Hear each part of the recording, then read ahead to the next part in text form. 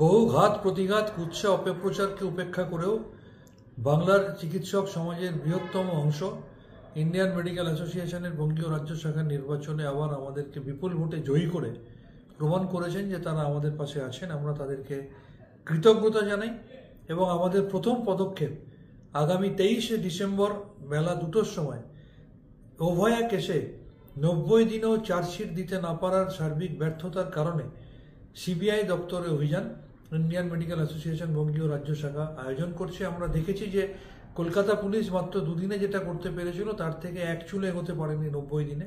তার প্রতিবাদে তার সাথে সাথে আমাদের দ্বিতীয় দাবি থাকবে কেন্দ্রীয় সরকারের কাছে, বাংলায় বিধানসভায় যে অপরাজিতা বিল পাস হয়েছে সেই অপরাজিতা বিল অবিলম্বে যাতে ইমপ্লিমেন্ট করা যায় তার জন্য কেন্দ্রীয় সরকার পদক্ষেপ গ্রহণ করুক এবং সারা ভারতবর্ষে যে প্রত্যেক 10 মিনিটে একটি করে ধর্ষণের ঘটনা ঘটছে এবং চিকিৎসকদের ওপরও স্বাস্থ্যক্ষেত্রে যে হুলিগানিজম হচ্ছে, গুন্ডাগিরি হচ্ছে, এই দুটোর বিরুদ্ধে প্রতিরোধ করে অবিলম্বে কেন্দ্রীয় সরকারকে বিল আনতে হবে।